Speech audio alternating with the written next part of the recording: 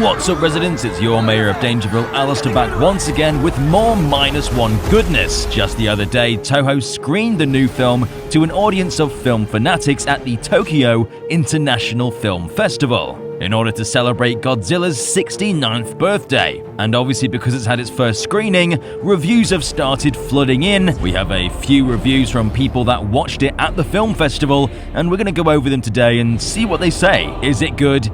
Is it bad? Let's find out. Now remember, these are all translated from Japanese, so sometimes the wording might be a little off, but it's as close as we can get. The first review says, I was shown a preview of Godzilla Minus One and it was incredibly interesting.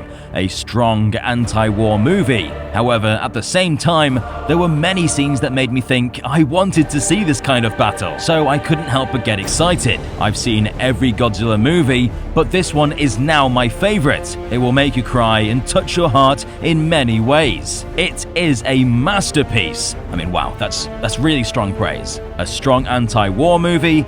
I mean, to be fair, it's hard to find a Godzilla film that isn't anti-war, but considering we're going back to the 1940s in post-war Japan, I think it's going to be more representative of the actual horrors that occurred during World War II than any other Godzilla movie. We're going to see the fallout of Hiroshima and Nagasaki and how it affects people, and how having Godzilla show up, essentially being a third atomic bomb going off, is going to affect people, and it's going to be a really poignant movie. But he also says there are many scenes that made him think he wanted to see this kind of battle, which makes me think it's not going to hold back on all that fun stuff we all want from Godzilla films. It's going to be heavy, it's going to be a drama, but it's still going to be fun, which I think is what everyone wants from a Godzilla film. And obviously saying it's a masterpiece is very high praise, but let's move on and see what the next person says and whether it lines up with that guy's review.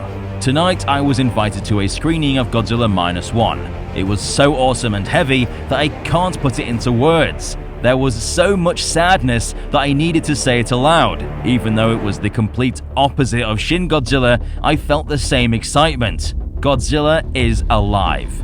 It sounds like this guy is completely speechless. There are going to be things in this film that are awe-inspiring and, by the sounds of it, really sad. This is the second person that said it's really sad, so what could that be? We'll discuss that in just a minute, but first, let's take a look at another review.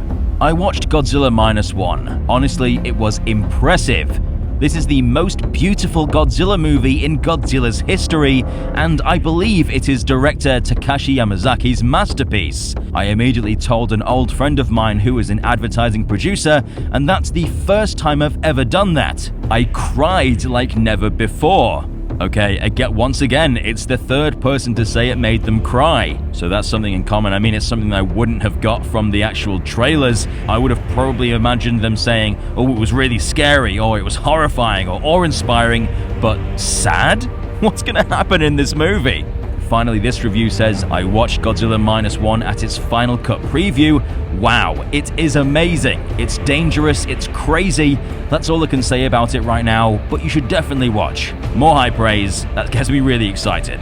But one thing that obviously carried through from one review to the other is that it's going to be really sad. But what's going to be sad about it? Well, obviously it's going to be a very reflective movie, especially for the Japanese audience. It's very clearly resonating them in a way that hasn't really hit with a Godzilla film for a long time.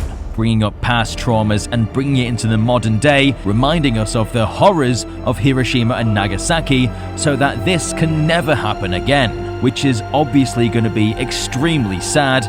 But there may be another reason these people are crying. Well, one of the things we heard a while ago is that it is going to be a tragedy, but actually from Godzilla's perspective.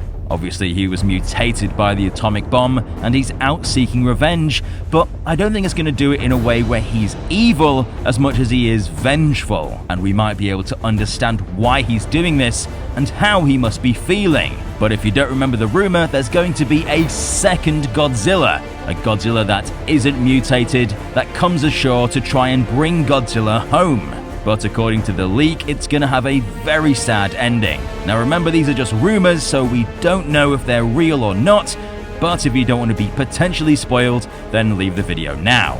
It supposedly ends with the more natural, unmutated Godzilla taking the blast of the oxygen destroyer for the more mutated Godzilla.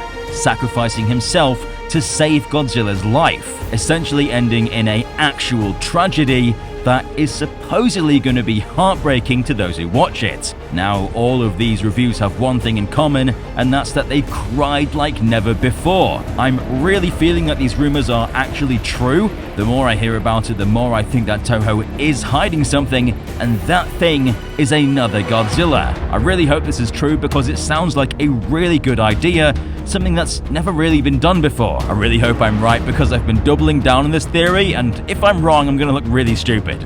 I expect Godzilla Minus One to be action-packed, with great characters, amazing set pieces, but a film that's also gonna make you cry. Something that's gonna touch your very soul. And I cannot wait for that. It's been so long since a Godzilla film made me tear up. The last time was probably Godzilla vs. Destroyer, not that I was alive when that came out. I watched that on VHS a few years ago, and it really touched me. Even watching it now brings a tear to my eye. But Godzilla Minus One is going to be an action film, a thriller, a horror, a tragedy, all rolled into one atomic ball, and I cannot wait for it. What did you think about the reviews for Godzilla Minus One? Does it bring you hope that it's going to be the best Godzilla film ever made?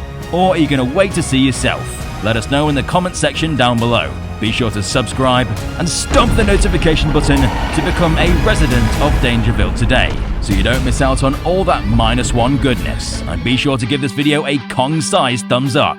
I've been Alistair, and we'll see you, residents, in the next one.